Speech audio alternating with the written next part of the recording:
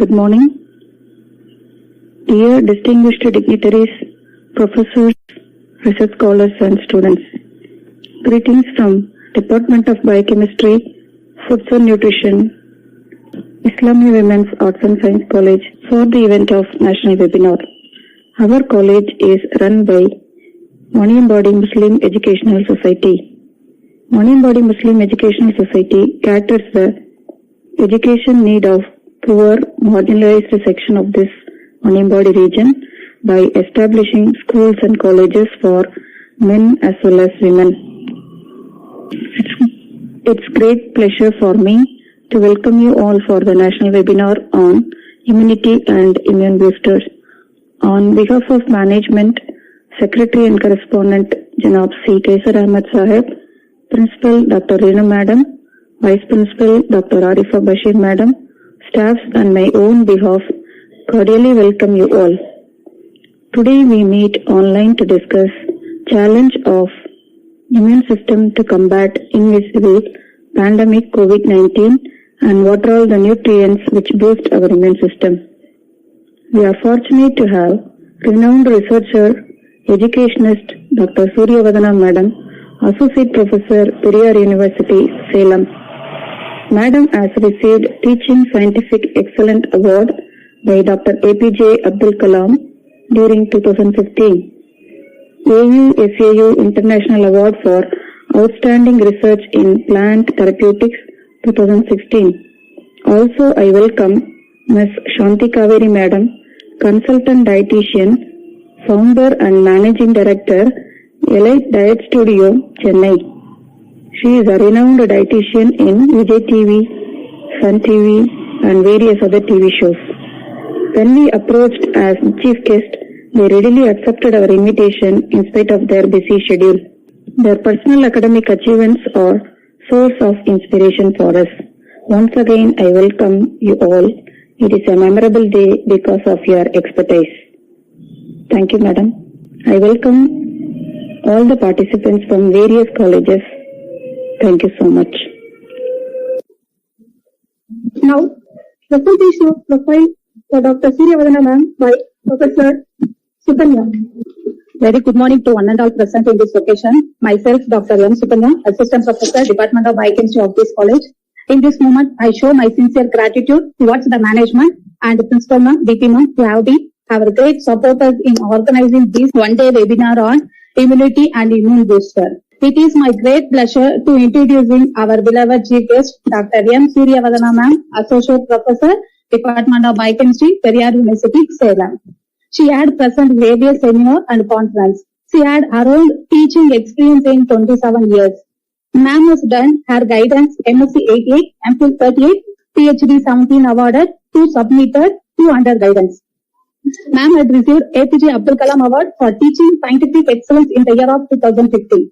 Ma'am had received again one more award in the year of 2016, AU-FAU International Award for Outstanding Researcher in Plant Therapeutics and Clinical Biochemistry. She had various participation of career course like Orientation Program, UGC for Sponsored Refresher Course, IPSC, Evaluator in Quiz for the student. Her work in research paper was published in journal is more than 35 international, 34 national and 6 scopers. She has done many minor and major projects during her journey. She attended plenary lecture on various topics like gene therapy, current status and future scenario of biological science. Her work and interest on plant therapeutics have taken her to different countries like USA, UAE, Dubai and given wonderful lecture on various topics. Ma'am has sacrificed her entire life in the field of teaching. She has encouraged and boosted more and more upcoming juniors.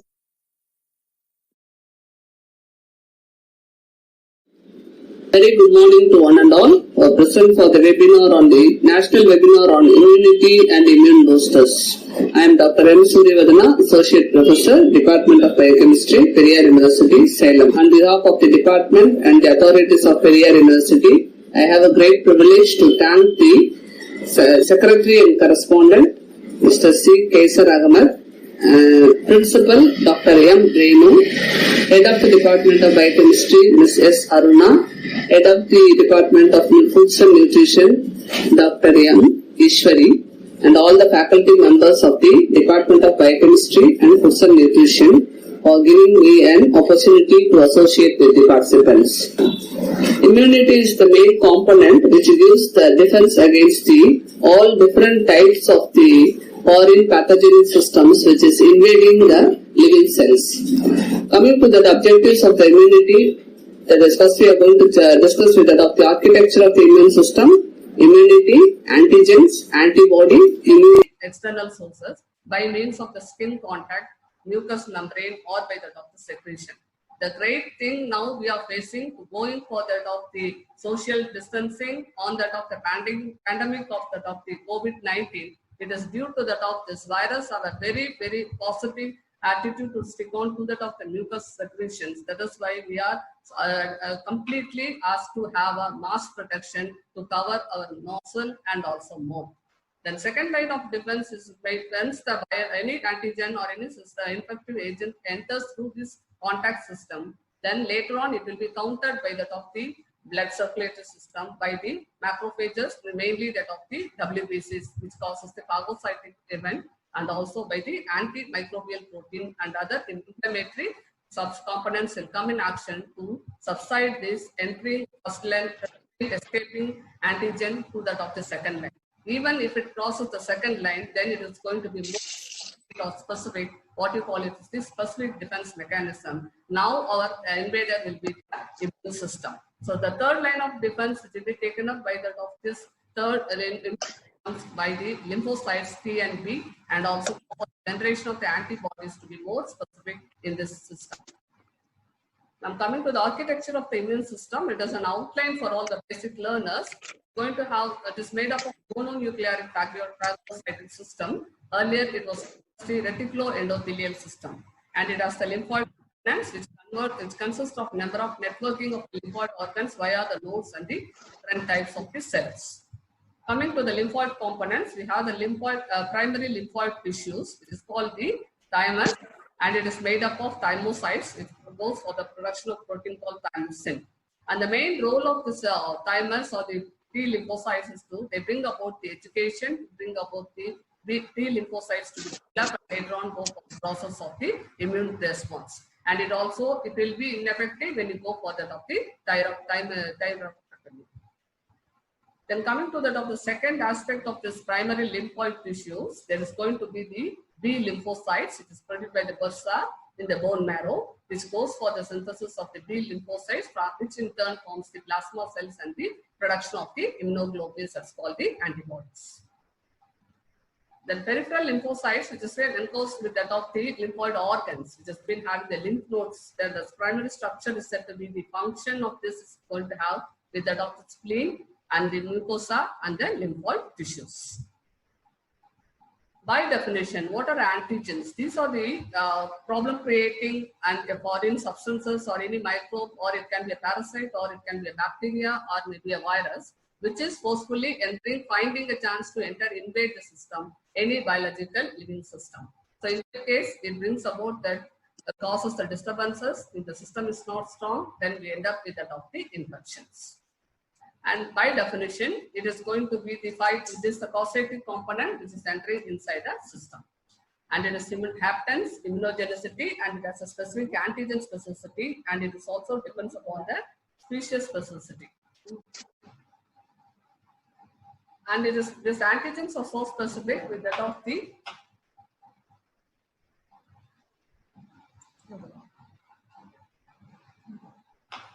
major histocompatibility complex, which is called as the MS class 1, 2, and the 3.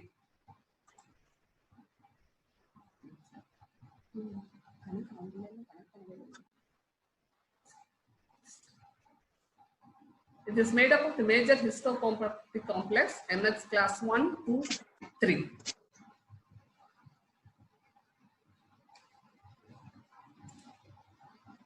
Okay. We will see the stages of presenting that of the antigen, which undergoes a processing and the presentation. So when antigens which has been taken up and or invading a system, then it will be undergoing a process called the phagocytosis. How these antigens which will be taken engulfed by that of the macrophages, that is taken by that of the bacteria, and later on it will be recognized and associated with the helper T cells, which causes the destruction of the antigen, thereby inducing the immune response. And recognition of this antigen and the lymphocytes, which all depends upon the availability of the components called the receptor proteins. Then we have that of the cell adhesion proteins, which associate to go for the presenting of the T lymphocyte cells taking on to that of the antigen clinged on with the MHC complex. Later on initiates the process of phagocytosation. Then this is this lymphocytes which have been activated, which is belong to two groups called as the CD8 type and CD4, which is been having an cooperative memory cells, which recognizes later on if the same antigen initiates to that of the system in future. So this is the basic concept to go for the development of the vaccines. Later we'll be discussing that.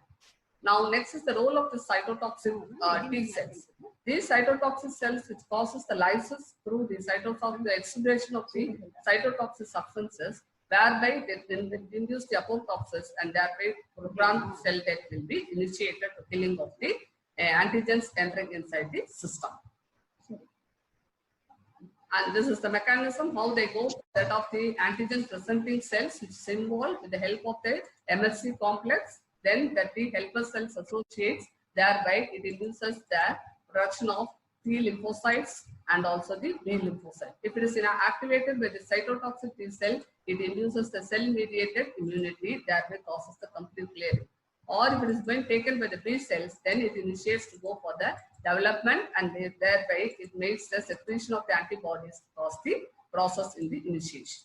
That's why I have told you in the earlier second slide, there are three different types of the defense mechanism exist by the immune system. First line, second line, and the third line. So what this particular process engulfs to that of the third line of the defense. Next.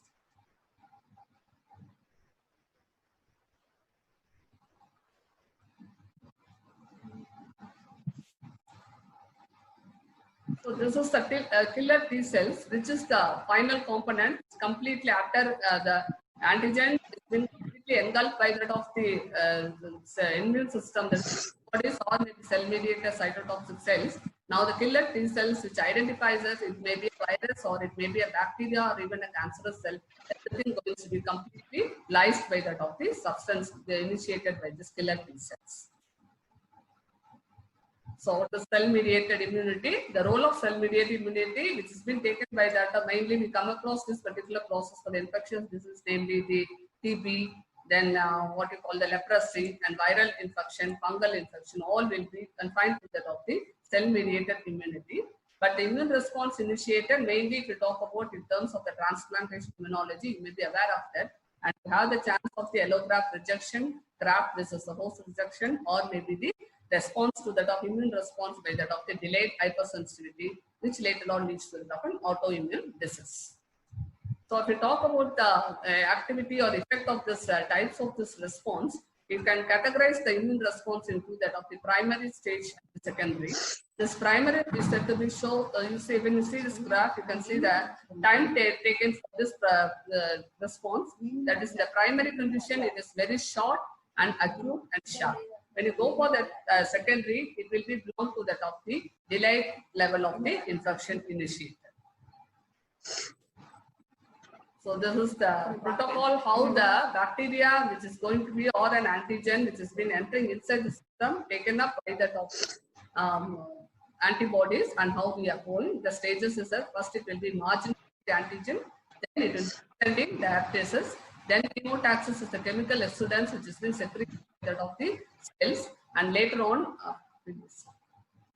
later this goes for that of the pseudopodia previously. This is how it go for the capturing, adhesion, spreading, then go for the phagocytosis and killing of the organisms. This is the stages which involve to go for the phagocytosis.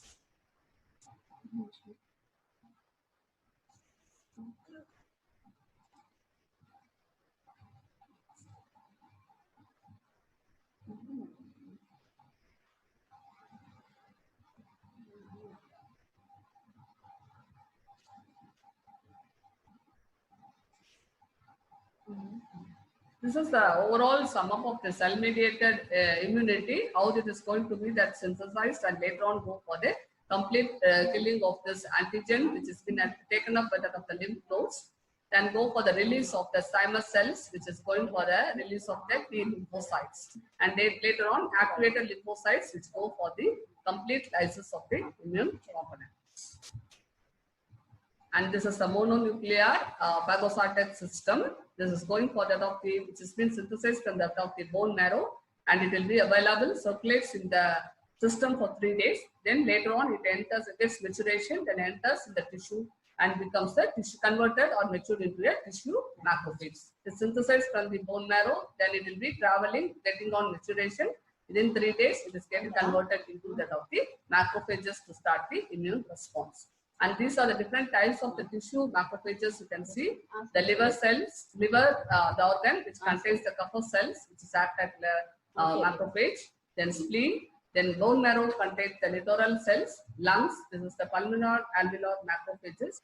This is the major thing now we see all over the pandemic episode of this cells getting more aggravated by that of the COVID-19 viral infection. That's why we end up with that of the respiratory distress result to that of the oxygen insufficiency, because the prime attack of this virus COVID-19, this causes the complete capture of the lung alveolar cells, macrophages. Next we have is the connective tissues, which is been provided by these two sides, and bone cells called the osteoclasts, and even in the CNS it enters is called the microglia. Discussing about the types of the immune responses, and this is going to be, we have been talking about the mononuclear phagocytic system formation that involves from that of the monocytes from bone marrow, which circulates for the 3 days, then it enters the tissue. Later on, it will be matured and given as the tissue macrophages. And this goes for the review of the cell-mediated immunity, the thymus gland, which is go for the release of this, and then T cells from the thymus, and bone marrow, which goes for the release of the T lymphocytes. And later on, this goes for the antigen maturation, and later on go for the conversion that of the immune response initiated, either a cell-mediated immunity or an antibody-mediated response, will be said. What are the stages involved in going for the process of the phagocytosis? This is having the first antigen will be marginated by that of the macrophages or maybe the antibodies. Then it will be going for the diaphyresis. Then it go for the release of the chemical toxins called chemotaxis, and extension of the cell membrane go for the pseudopodia formation, which results in that of the engulfment, and later on process the complete killing of the antigen. This is the process involved in that of the phagocytosis. Next.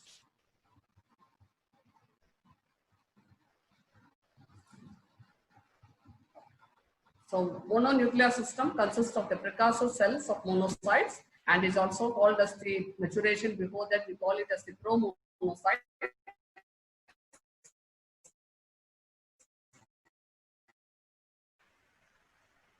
And later into that of the mature nuclear phagocytic system healing process. Then role of defense against the bacteria, the role in the immune response, and is involved in that of the removal of the dead and the old RBC cells, and also involved in the of the excitation of the old WBC and the platelet cells, and it also provides a storage function. And role of humoral immunity, which involves the extracellular bacterial pathogens. It involves go for the initiation of the immediate hypersensitivity and also for the autoimmune diseases.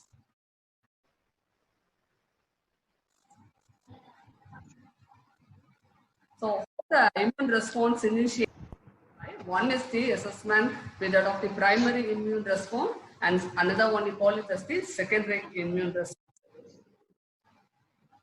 So these are the stages involved to go for the processing and presentation of an antigen by that of the macrophages or maybe your antibodies. First one we call it the and the presentation. Next is the recognition of the antigens by the lymphocytes and lymphocyte activation. This activation may be the activation of the T lymphocytes and the activation of the B lymphocytes. And we see the role of the plasma cell involved of the memory cells. And now the production of antibodies initiates, which has been studied with the help of the clonal selection theory, which was studied and invented by Dr. Gould in the year 1957.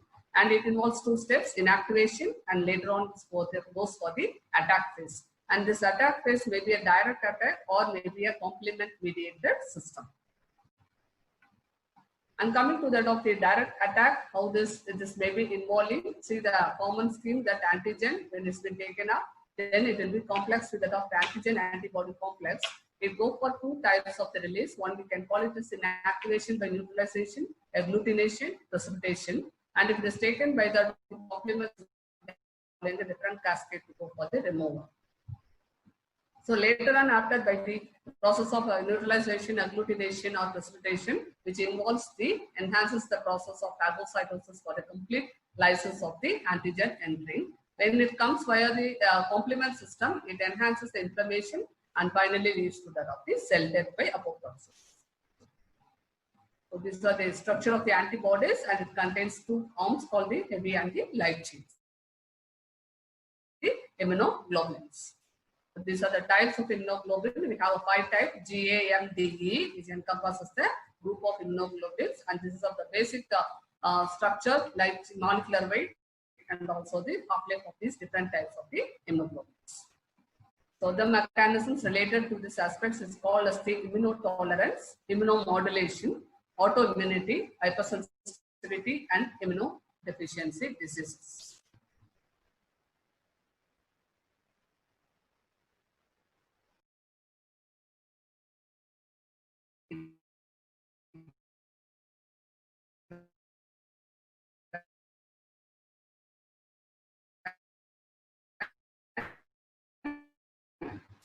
It has the tolerance weakening, then antigen.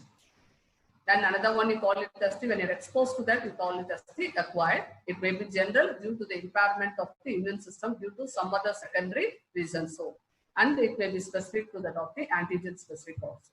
So coming to clonal selection, and this is have a clonal synergy and clonal suppression. The factors which is going to influence the induction of the tolerance, which is depends upon the species, the immunological competence of the host cell, and the antigen nature, and also the age of the host. Tolerance, even it is going to have effect on that of the fetus and the placenta, alpha-fetoprotein agents, and progesterone, and the fetal T cells levels. Next is immunomodulation. Immunomodulation is an increase in the response. It's called hyperactivity. So in terms of the rate, intensity, and the duration, and it also depends upon the specific binding with that of the adjuvant, which can be non-specifically enhance the immune response to a particular antigen. We call it as the immunoenhancement. This is the mechanism which enhances increased disturbances of the persistence of the antigen for a long period of time, then stimulate unnecessarily or lymphocyte action numbers, which in turn causes the activate the macrophages. This process may lead to that of complete and incomplete.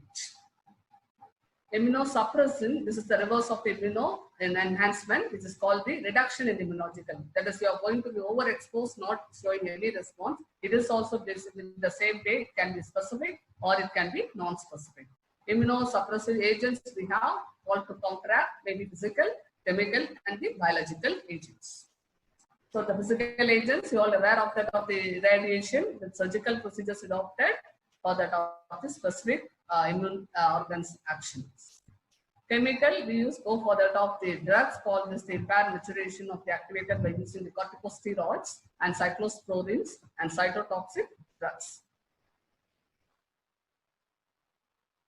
Aspect, antigen-induced suppression, desensitization against a specific allergen, antibody-induced suppression used in the pregnant mothers, and anti-lymphocytic serums. Next is autoimmunity. Autoimmunity, which goes for that of the forbidden clones, which later on hidden antigen and neoantigens or cross-reacting the molecular mimicry. So it may be initiated due to that of the mutations or unbalanced activity of the helper cells and also the suppressor T cells, which is not properly maintained. So the autoimmunity classification. They are going to be organ-specific autoimmune diseases and systemic autoimmune diseases. Organ-specific, which is this, confined to that of this type 1 diabetes mellitus, Wood-Foster syndrome, then multiple sclerosis, Graves' disease, autoimmune, Addison's disease, etc. Coming to that of the systemic, this is by the rheumatoid arthritis, scleroderma, and systemic lupus erythematosus. So autoimmune disease, which is going to be have with that of the autoimmune anemia, thrombocytopenia, then Graves' disease, Hashimoto's disease, rheumatoid arthritis, insulin-dependent diabetes, and you have the rheumatic fever. Coming to that of the hypersensitivity, this is abnormal response which produces the physiological or histological damage in the host cells. You have hypersensitivity in 4 classifications as type 1, type 2, type 3, and type 4. Type 1 is of the immediate action initiated by the anaphylaxis. It can be systemic, or the mechanism is for the degranulation of by the antigen antibody complex. Whereas type 2 is said to be very immediate and it is incompatible blood transfusion, or it may be associated with autoimmune anemia or hemolytic disease of the newborn. And third one, you can call it as the immune complex mediated disease, type 3.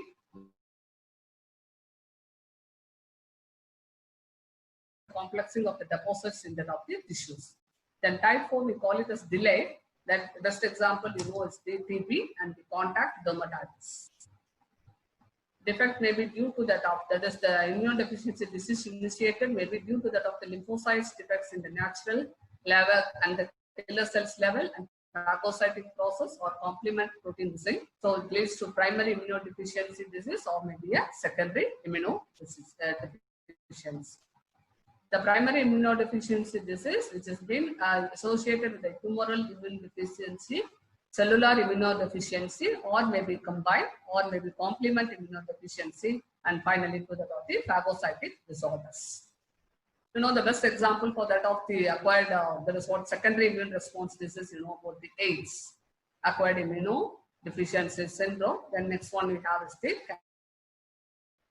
and this is the overall aspect of that of the specific resistance initiated to that of the by a system. It may be innate or may be acquired. Innate is the genetically transferred initiated immunity determined prior to the exposure to any class of the antigen by the for the antibody production. Acquired as soon as the advent of the antibody for the immediate response prior to the exposure. And this acquired immunity again is being calculated to active immunity and the passive immunity. This active immunity may be natural or may be induced. Again, passive, it can be natural passive immunity or induced passive immunity. This is what I'm more interested to share with you people, herd immunity, because now we are on the pandemic exposure to that of the COVID-19, and what be the expectations according to the recommendations initiated by WHO is the development of the herd immunity. So one way to counter or completely clear the pandemic exposure of this COVID-19 and save the earth by the production or the development of the herd immunity. What is herd immunity? It is herd immunity is something that stops pandemic disease when a large percentage of people becomes immune to it. So herd immunity, otherwise you can call it as a community immunity. It is the level of resistance of a community or a group of people to a particular disease. Now we are under this process. Group protection beyond the herd by that of the protection of the immunizations by the individuals. So this is what the text we have received from that of the Public Health WHO. They say that it is a relative protection of a population group achieved by reducing or breaking the chain of transmission of an infectious agent, because most of the population is resistant to infection through immunization or prior natural infection. So the word which is given as a breaking of chain, this is what we call it as the social. Thereby, you can reduce the exposure of these standard people to that of the infection. Thereby, they may make them to go for the development of the herd immunity. So, what are the elements contributing to herd immunity? This is the occurrence of the clinical and subclinical infection in the herd, immunization of the herd, and herd structure. Herd structure, it includes the human population, animal reservoir or host, insect vector, and the social factors. This is a scheme which gives on the how the herd immunity is going to be generated. It is in the process of generation. When first the infected system, which is going to be having an exposure, you have two components in the first generation. One you call the infected susceptible, another one you call is the infected one. So the basic release of this, when the exposure comes on, you have only two people. One will be infected. Now we have at the pandemic to that of the COVID-19, the status. Now, if this is going to go for the multiplication, the second generation, if it is all going to be uninfected, then we are completely overcoming and achieve the herd infection, right? Herd immunity by counteracting the system.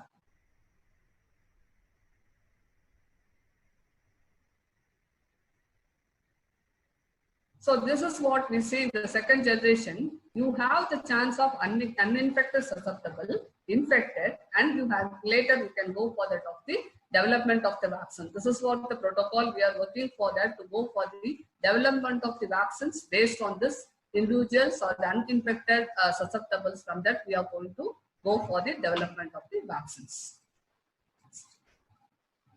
So based development of the vaccine generation. So this is a scheme how you see there. No one is immunized. Then you have this, for example, they are given for the influenza virus. You see the population which is going totally infected.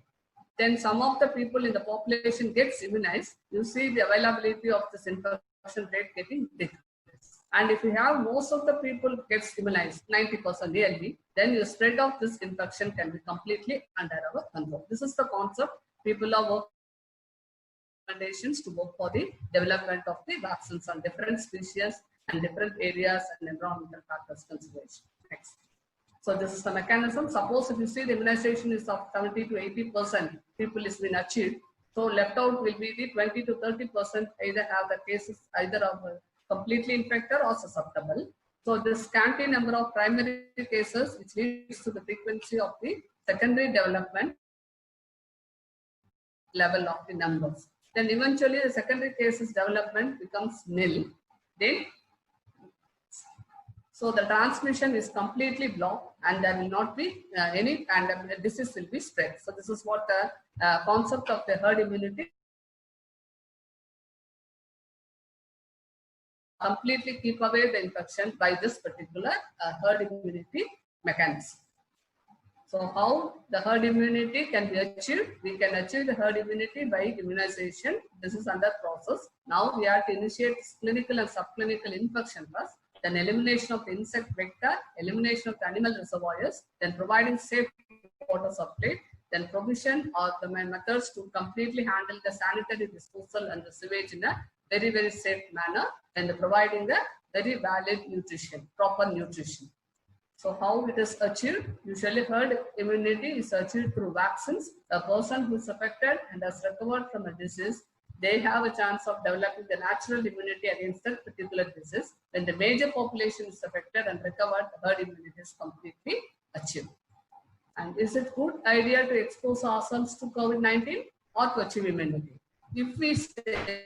If we all decided to do that, our health remedy we can do. This is not this influenza virus.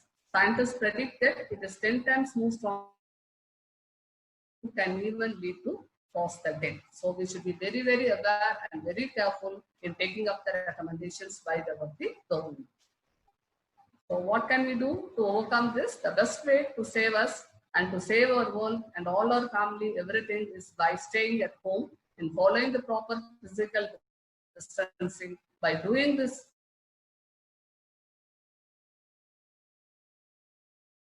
so that existing patients to treat well to recover from this pandemic. This is our lab on what which we are working on to that of a process of plant therapeutics and crocodile isolation. This all work has been done, and all my enhancement in that of this research is with that by that of the health and association linked by our research scholars. Thank you for the patience here.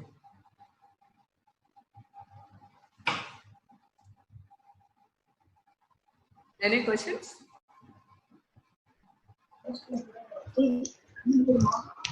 Participants, any questions?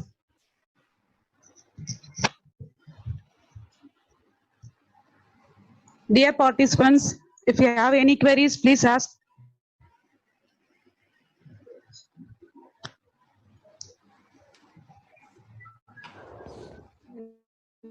Anyway, thank you for your patience here and take the opportunity to thank the authorities of the principal and all who are participating. Thank you, Anand. Ma'am. Hello. Any questions, please? Madam, I have a question. Sure. Madam, how COVID-19 can spread and if immunity system can develop by exposure of COVID-19, ma'am? So once that's what I have been talking about in the previous slide, that is the natural immunity. Suppose the immune response is nothing but whenever we are exposed to a foreign antigen entering first time, our system now exposes and opens up the antibodies. So this antibodies are very effective. They complete the killing of antigen. Now the system is memorized with that of the antigen. Now this particular source or the sample will be active as a component for our vaccine. That is what we have to say. That's what we have to say. So whoever recovered from that of the COVID-19, that particular people, they have developed an antibody. So they are the prime sources for our antibody vaccine development. We can look into. Ma'am, attenuated form of virus. Ma'am, yes. Attenuated form of or dead virus can be entered into our body. It can be body. What is the concept of going for the attenuated virus is that safe, because we are going to reduce the virulence of this virus and making that conversion into a drug where it is counted. The main purpose of sending this, they have the ability to recognize the rush antigen, that's what the virus. So that will be completely lysed by the secondary initiation reaction catalyzed by the killer cells, where they have a memory now. So they will be easily eliminated. That's the process of attenuation.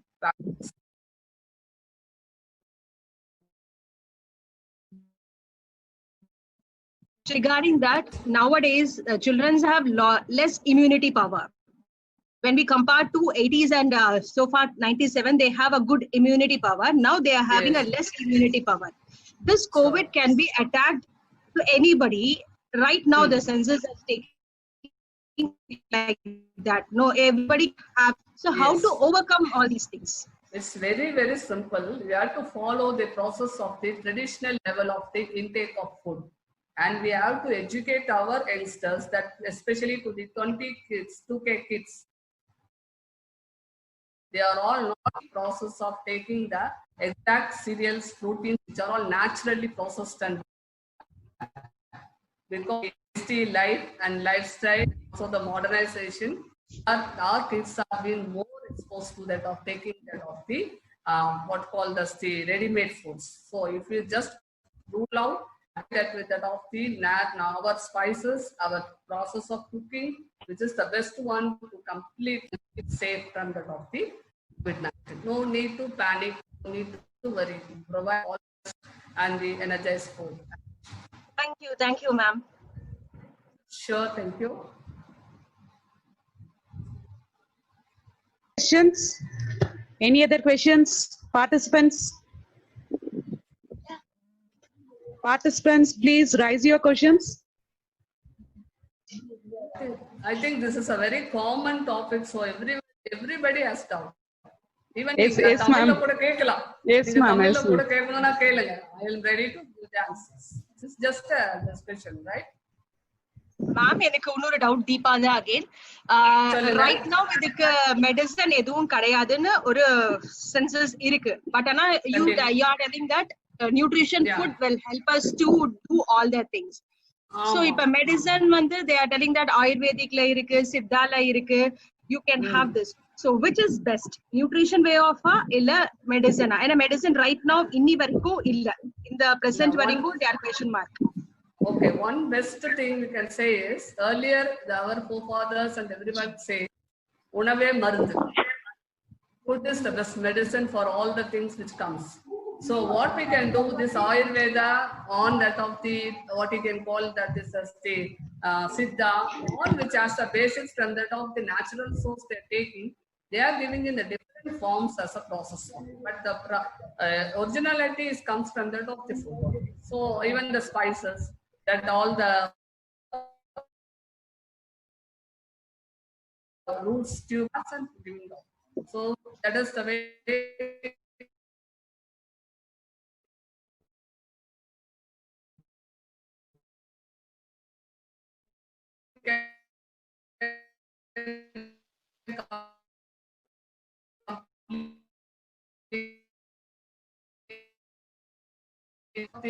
there is no need to clear good clean with that of a complete natural, with that of the lot of fluids. This will make the process very clear with whatever may be the type of the disease we are facing on the patients. Thank you, ma'am. Yes. Ma'am, good morning, ma'am. I am Sobia. Yes. Sobia. Your teaching was very excellent about immunity, ma'am. I have a one doubt, ma'am. Sure. Anywhere in and around India or Tamil Nadu, they are using that herd immunity to fight against the COVID-19, ma'am. No, it is herd immunity. Here, Okay, complete your question. that's why in India or around Tamil Nadu, anywhere it has applied already, it's going to be applied. No. Herd immunity, it has to be developed now. We are in the process now. Yes. We are initiation, Yes. exposure. As far as Yes. I got an information from that of the via the WhatsApp or website, WHO told now we are just in the process. It may take more than a year. Complete process. We can completely overcome the COVID-19. So now it is in the started process. So we have to get more exposed, more deaths as will be following, then more of the immunization process will open up to go for that. Then only we can completely eradicate, develop the herd immunity. Herd immunity is not an aspect or anything which has been naturally done. It has to go for the exposure of the particular infection to a very wide range of the population.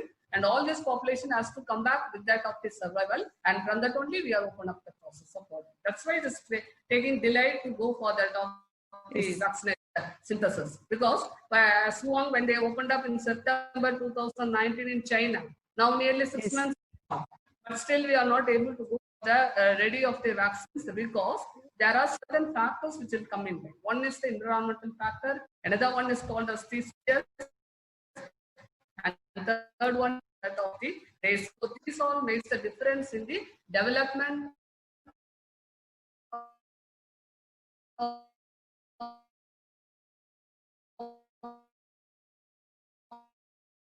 the immunity. Thank you, ma'am. Please, can you tell your name? Coronavirus, Can you introduce yourself? Madam, I am Hariprasad, ma'am, from Tirupati SV Arts College, Arts and Science College. So, very nice, very nice. Nice to meet you. Good morning. Tell me. My question is, why coronavirus is more affected to temperature, no, ma'am? Temperature increases, coronavirus decreases, no, ma'am? It is a wrong misnomer initially given by that of the people because it does don't have the specificity to that of the temperature because the entry of this coronavirus is to that of the nasal or mucus. So they will be always in the water gel form. So they have a existence even in the dry for more than 10 hours, right? So whenever they find any water part of the supportive suspension, they immediately initiate it. So it is nowhere related to that of the temperature. That's the thing people, we have been very well safe when we're talking about when it has initiated in China. We told that we are all exposed to 40 degrees, 37 degree normal temperature. So there is no chance of India is going to have a pandemic on that of the corona, but it is completely upside down on what the statistics reveals now, and especially now the initiation and the existence of the viral virulence is said to be very high due to that of the temperatures. So it is nowhere related to temperature. We cannot confine to that. It is only based on the temperature aspect. Normally, what you call it as the bacterial or maybe the product of the fungi. Madam, it is factor no, ma'am. It is factor to affect the.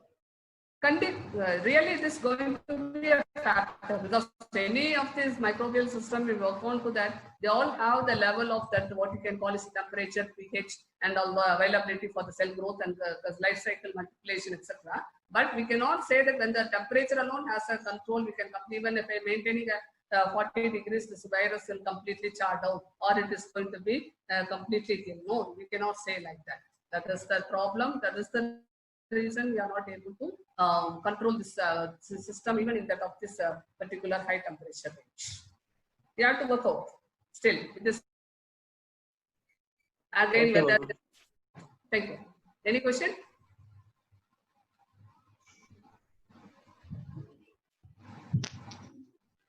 Participants, any questions?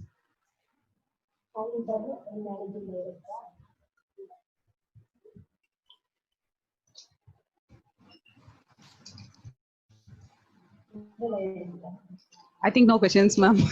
Thank you.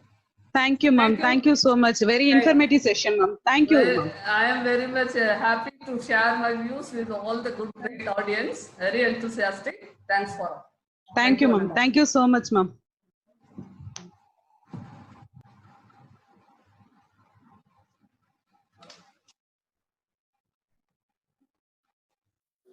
A very good morning to one and all present here. It's my honor to introduce Chief Guest, Ms. Shanti Kaveri Madam, Consultant Dietitian, Founder and Managing Director, Diet LH Studio, Chennai, for this webinar on immunity and immune booster. She has completed her Master degree and Master of Philosophy in Foods and Nutrition. Currently, Madam pursuing her Doctor of Philosophy in Foods and Nutrition at Madrasa University. She is a registered dietitian under IDA since 2010. Madam working as a dietitian for past 22 years. She has published nearly 15 articles in a reputed journal. Madam participated more than 38 TV shows and TV online shows in leading TV channels such as KTV, Sun TV, Sun News, News 7, Makkal TV, Vijay TV, etc. Recently, Madam participated in TV online show in Kalainar Seidigal channel and gave talk on COVID-19. Ms. Shanti Kaveri Madam invited as a chief guest and special invitee by various institutions and industries. She did nearly 80 group discussion on various topics related to health and nutrition, junk foods, good food practices, etc. She is a booth internship trainer for UG and PG students. I conclude my speech with this quote: nutrition is the only remedy that can bring full recovery and can be used with any treatment. Once again, I welcome our Honorable Chief Guest, Ms. Shanti Kaveri Madam, for this webinar on immunity and immune booster. Thank you. Good afternoon to one and all. And I would like to thank Islamia College for Women, Arts and Science, Vaniambadi, for giving me this opportunity to talk about these immune boosters. Next, sir.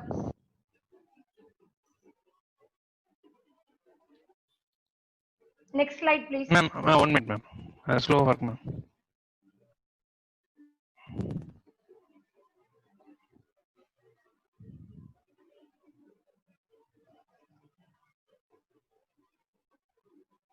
Sir, என்னால change பண்ண முடியுது.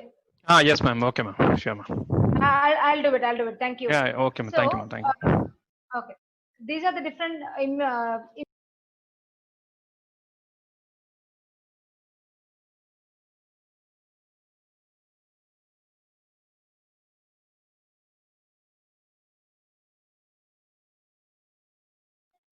Panita ma'am, thank you. Really sorry for the disturbance and interruption. We will go again. These immune boosters, first thing comes is phytochemicals. Phytochemicals are nothing but biological active compounds of the plants.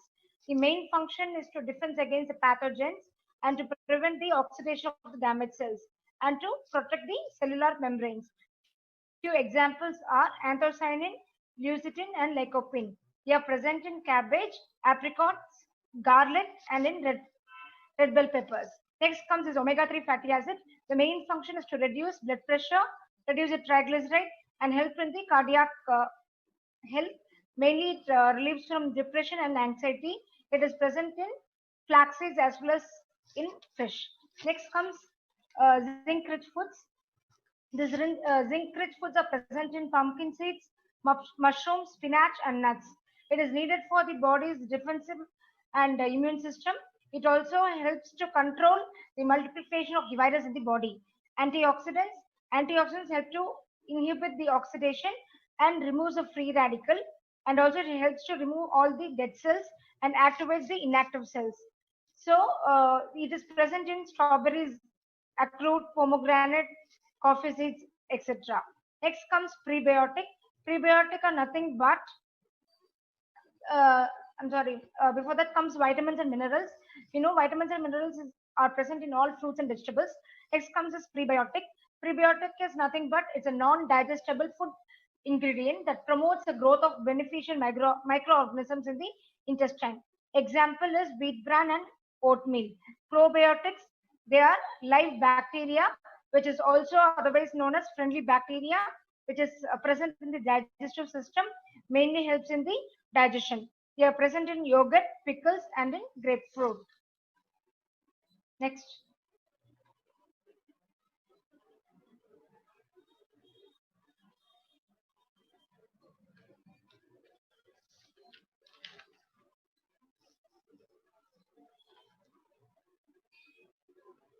Next comes is immune busters. Immune busters are nothing that these are the food items, and these are these methods which will not help us to increase our immune activity. First thing, if you're taking too much of refined starches like this maida, noodles, and all this, that is one. Next comes is trans fat. Next is saturated fat, junk foods, added sugars, and carbonated beverages. No proper sleep and no exercise. Next.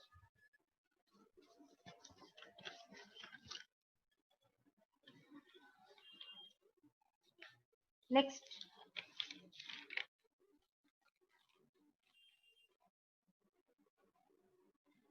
Okay. Going to amla, we all know this Indian gooseberry. It helps to boost our immune system. Next, it is rich in vitamin C. It prevents the viral and bacterial ailments and also helps in urination and flushes out the toxins. Next. Berries. In berries, we can take into account like strawberries, blueberries, and blackberries as well. It is rich in vitamin C and bioflavonoids, and it has high antioxidant content and helps to fight against illness, and also it helps to boost the brain power. Next. Kiwi. This fruit has very low calories, that is 42 calories per 100 grams, and it helps in the treatment of asthma and any respiratory infections, and also it boosts up the immune system, and it is also rich in vitamin C. Next. Citrus fruits. We all know citrus fruits are loaded with so much of vitamin C. So if somebody is having cold and flu or fever, something like that, definitely an orange or a sweet lime should be given, and is again low in glycemic index, so helps to regulate the blood glucose level, and it prevents the virus attack in our body. Next.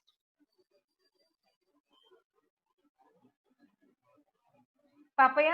Papaya is vitamin A, B, and C rich, and it has mainly an enzyme known as papain, which helps to break down the tough protein of the meat and aids in digestion.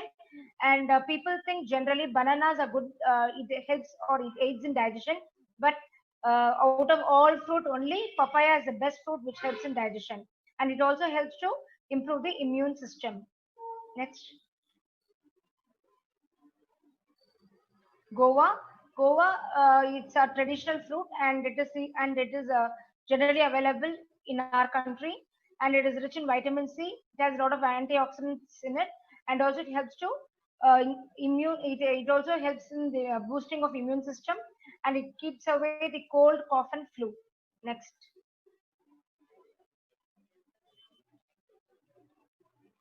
Grapes. Grapes is vitamin C and vitamin K in it. Vitamin K, we all know it helps in coagulation of the blood.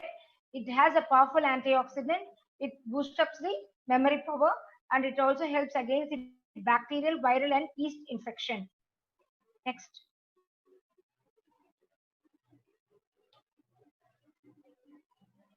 Yellow pumpkin, it is low in calories, rich in vitamin A, so it is good for your eyesight as well, and it contains a lot of antioxidants to fight disease, and also it strengthens your immune system. Next.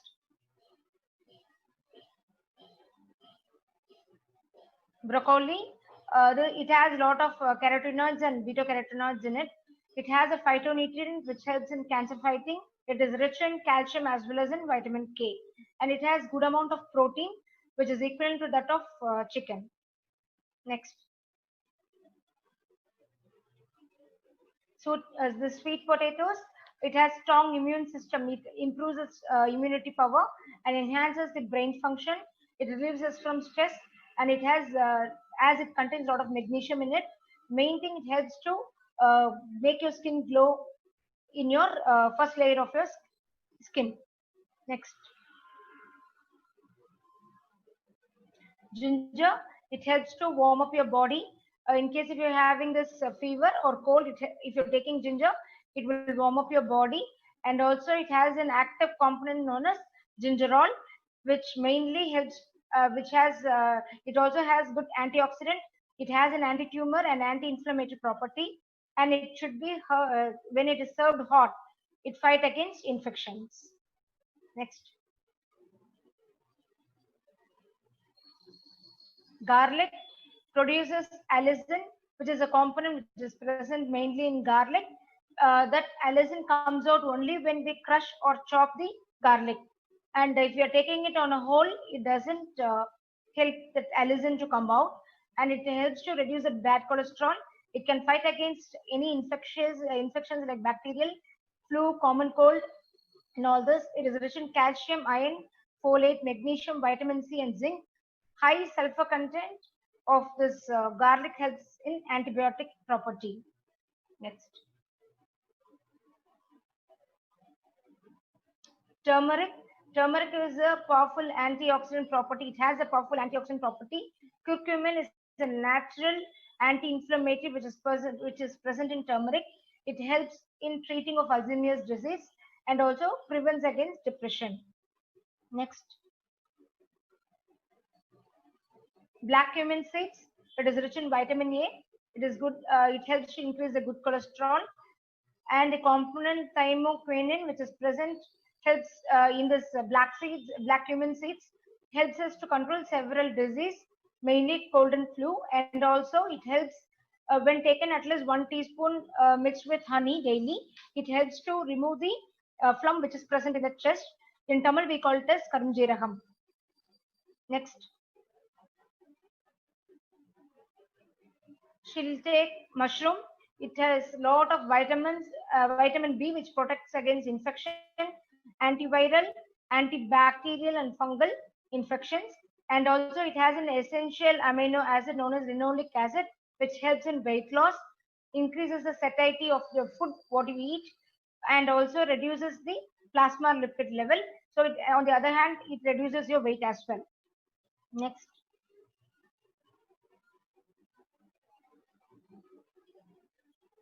Red bell peppers is nothing but red capsicum. It is rich in vitamin A, C, and B6. It has highest source of lycopene, and it prevents the infections in the lungs, and also it prevents anemia. Next.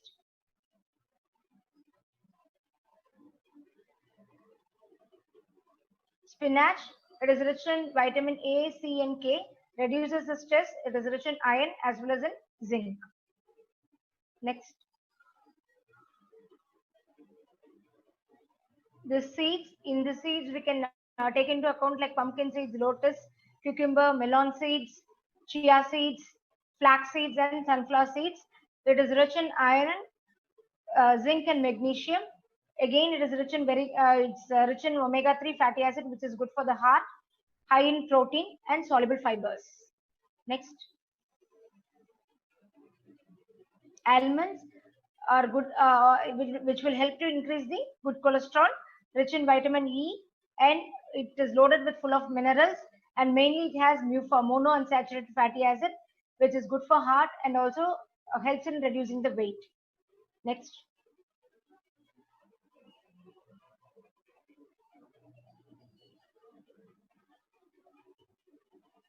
Few beverages which will help to increase your immune system is turmeric masala milk, that where you can add milk, turmeric as well as a little bit of pepper. So turmeric, as we said, it has an it can reduce a phlegm and all those, and again milk will add on to protein and so on. Garlic and ginger rasam, either you can make it separately or both you can mix garlic and ginger together and make a rasam out of it. Amla, either you can make a plain amla juice because it's loaded with lot of vitamin C. If you want some taste to be added or little bit of energy, you can add a little bit of honey to it so that it increases the taste. Lemon, instead of taking a normal lemon juice often, you can add a little bit of mint.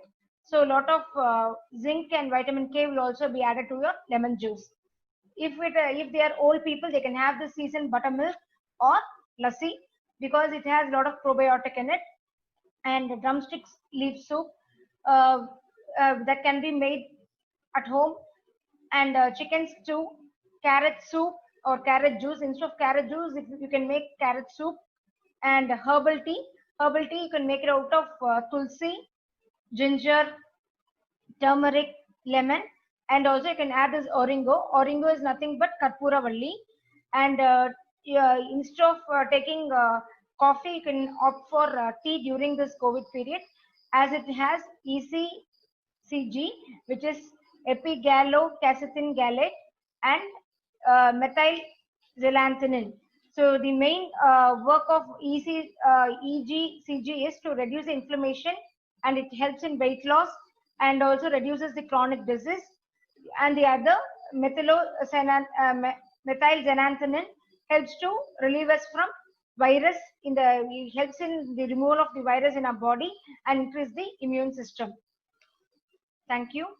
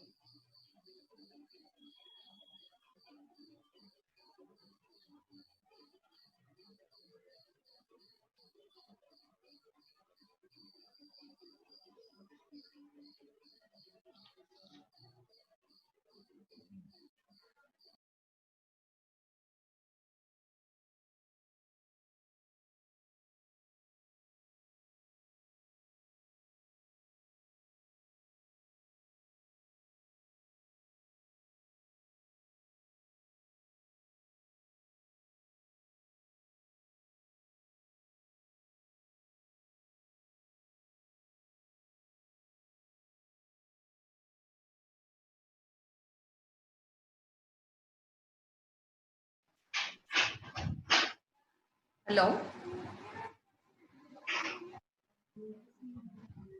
Hello. Hello. Question session is there. I'm Dr. Surya. Yes. Participant, you can ask the queries. You can ask question. Any question is there, you can ask. Okay. So I'm Dr. Surya Vadana. Yes, ma'am. Good afternoon. How are you? Good afternoon. Fine. Thank you. It's a nice presentation. Shanti. Thank you, ma'am. Okay. Yes, ma'am. I have one because I'm working on the phytochemicals and antioxidants from the topic. Non-therapeutic is my specialization. My basic question is, how far this immune system as such will be distinguished from that of the nutritional aspect? Because as a food, we know they are providing all the rich nutrients, which in turn maintains a normal, healthy life of a system, right? So parallelly, you suggest that the same thing what we take in a normal process of the food, they are also going to help in that of having the value added components of the immune boosters. So how it gets a transit from that of the nutritional aspect to that of the immune booster. For example, if you say it's AMLA or vitamin C. So how as such vitamin C is going to have a normal as a vitamin in the maintenance or the development of the functioning of the disease. So how it is going to have an effect as an immune boost.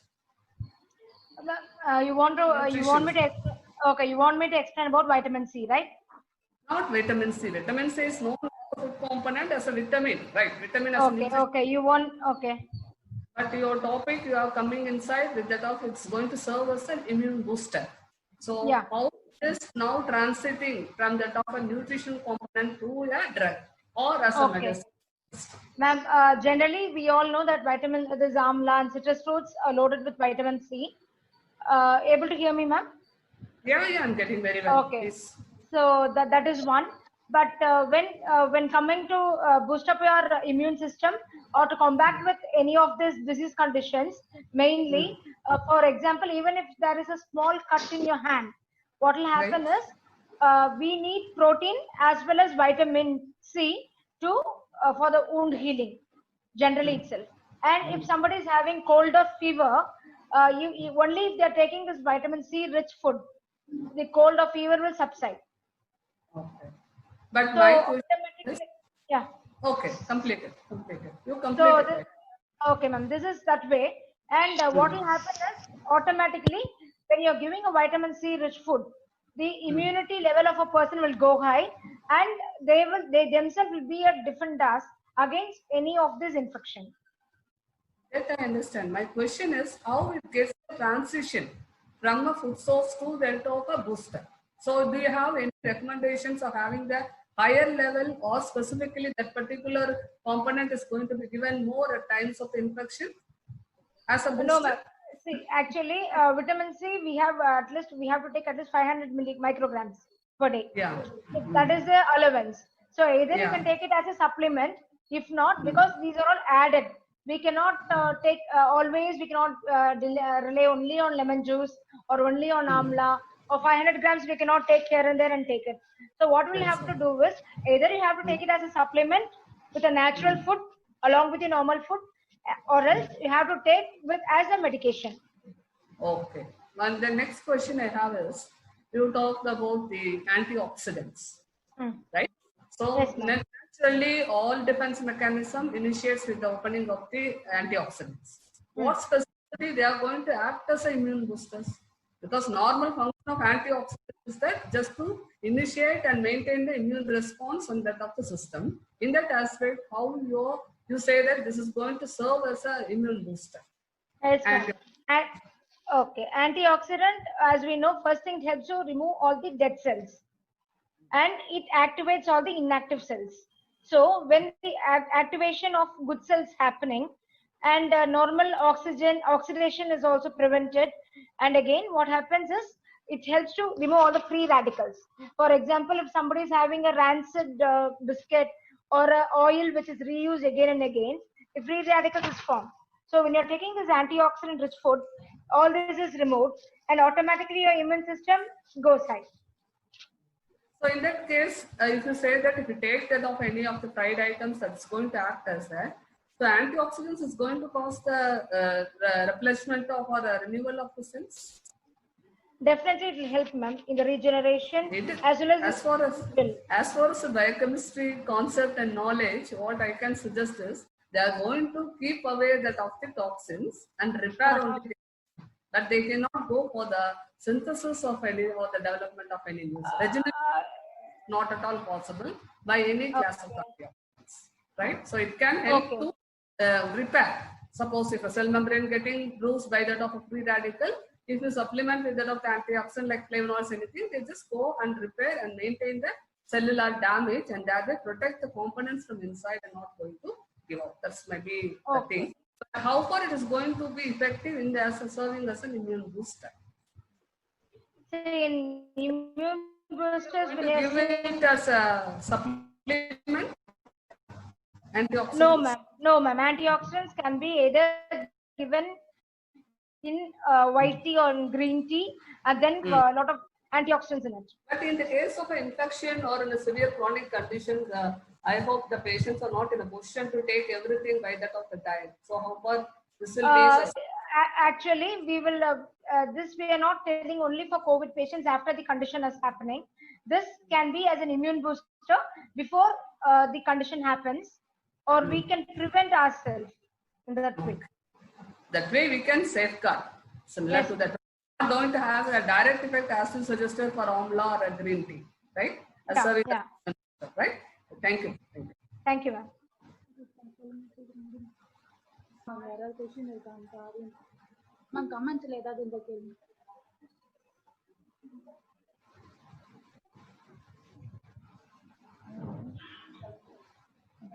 Hello. Yeah, tell me, ma'am. Ma'am, any other question from participant?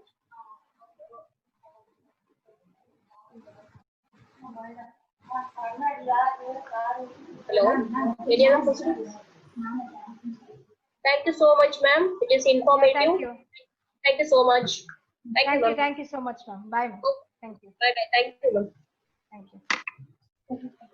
The vote of thanks by Rajashri. Respected dignitaries of our institution, honorable chief guest, faculties, research scholars, and my dear students, it's my privilege to have been asked to propose a vote of thanks on this occasion. On behalf of our department, I extend a hearty vote of thanks to the honorable delegate who blessed us with their presence and took out valuable time of your busy schedule. Also, I would like to extend a special thanks to Dr. Surya Vadana Madam and Shanti Kaveri Madam for their valuable and inspiring speech. As no program becomes successful with single person, so I extend my thanks to our department staff for their support. Once again, I thank everyone for making this national webinar a grand success with your contribution.